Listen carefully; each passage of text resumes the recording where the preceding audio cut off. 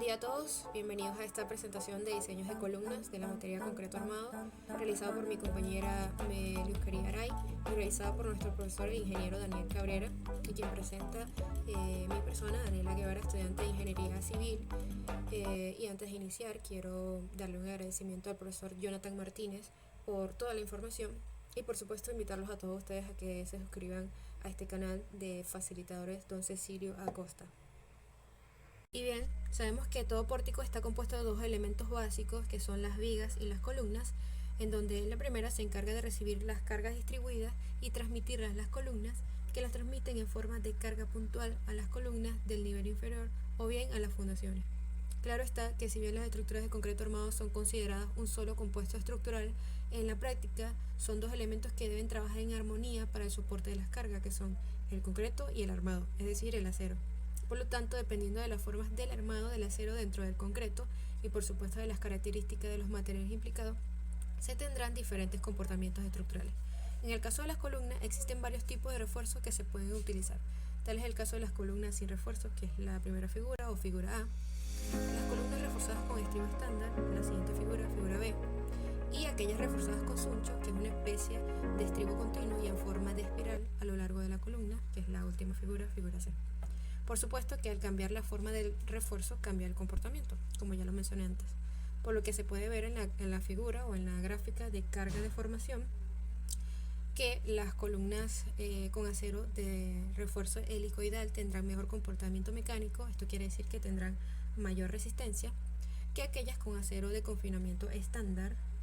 y por supuesto mucho más que aquellas que no tienen refuerzo. Otro elemento a considerar en el comportamiento mecánico de una columna es su longitud, así como las condiciones de carga, resultando que para una columna corta sin refuerzo y sin transmisión de momento, la resistencia PU queda definida por la ecuación mostrada en la figura A, esta que estoy señalando ahora mismo, donde F'C es la resistencia del concreto y AG el área de la sección transversal. Por acá, la resistencia nominal será PU igual a lo que estoy mostrando ahora mismo, donde F'C, ya lo mencioné, es la resistencia del concreto, y AG el área de la sección transversal, es decir, B y H, que son los lados de la columna. En este curso solo se entrará en detalle de cómo analizar y diseñar una columna de sección rectangular reforzadas con cabillas de acero, por lo cual hay que tener en cuenta la resistencia proporcionada por este, siendo la ecuación de resistencia resultante, como se muestra en la figura B, que es esta que estoy señalando ahora mismo, donde AS es el área transversal de los aceros longitudinales y Fy el esfuerzo máximo de cedencia del acero. No obstante, el cálculo no termina aquí, pues es necesario la minoración de la resistencia teórica de los elementos, en este caso de las columnas, siendo necesario entonces reducir un 35%, que será igual a Phi igual a 0,65 en el caso de uso de estribos estándar, y un 30% que se muestra como Phi igual a 0,70 en el caso del uso de suncho. La resistencia final de la columna será igual a la resistencia nominal multiplicado por el factor de minoración correspondiente. Tal cual se había mencionado antes, la resistencia de una columna de concreto armado será igual a la resistencia del concreto, que es peso cero, más la resistencia proporcionada por los aceros, es decir, AS1 por F1 más AS2 por F2 más ASN por Fn, y que se reduce a la ecuación que vemos acá abajo, que estoy señalando ahora mismo. Cabe destacar que esta ecuación es válida para los casos en los que carece de momento, es decir, que los esfuerzos resultantes en la sección transversal de la columna se distribuyen de una forma uniforme, por lo cual Fs es igual a Fy. En casos de momento se entiende que Fs debería ser diferente a Fy, por lo que cada Fs deberá calcularse de forma individual por cada línea de cero. Es importante mencionar que AS1, AS2, AS3, AS4 es simplemente el nombre que se le da a las capas de acero que se encuentran en la columna, y que C es la carga concentrada resultante de los esfuerzos a compresión. En este primer ejemplo tenemos el caso de una columna rectangular con estribos estándar sometida a carga axial sin momento. Se pide entonces calcular el P sub 0 max Para ello, el primer paso es comprobar la resistencia de los materiales, es decir, F'C y Fy. En este caso, el F'C es de 250 y el Fy es de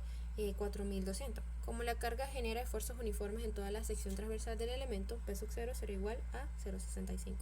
por 0,85 de fórmula por F' de C, que es de 250, por el área gruesa, que vendría siendo H por B, que es multiplicar 30 por 40, menos el AS, que vendría siendo el área total de las barras de acero. En este caso nos indica que el AS son 10 barras de acero de 1 pulgada, entonces el AS o el área total de esas barras vendría siendo 50,7. Esto lo pueden verificar en la tabla de CIETUR, más AS nuevamente por el FY. Si no lo recuerdan, esta es la fórmula que estamos utilizando ahora mismo para que se den una idea. Entonces así se vería la fórmula con todos los datos, dando como resultado de 237,73 toneladas de resistencia axial total minorada. En el caso de las columnas circulares con esfuerzos uniformes es el mismo procedimiento que el ejemplo anterior, solo que se obtiene el área gruesa de esta manera, con la ecuación que estoy marcando ahora mismo. De igual manera, tenemos que calcular el peso 0 max con la ecuación que utilizamos en el ejercicio anterior, quedando de esta manera, donde P sub 0 más será igual a 0,85 por el factor de minoración, en este caso vendría siendo 0,70 por 0,85, acá hay un pequeño error, debería ser 0,85 por F'C, que es de 250. Acá miramos entonces el área gruesa, que se calcula con el radio, en este caso vendría siendo de 40 centímetros, menos el AS, que es el área total de las barras de acero. Nos indican acá que son 8 barras de acero de 1 pulgada, entonces el área total de las 8 barras de acero de 1 pulgada es 40,54. Esto les digo que lo pueden verificar en la tabla de CIETUR, más nuevamente el AS por el FY, dando como resultado entonces 255,06 toneladas.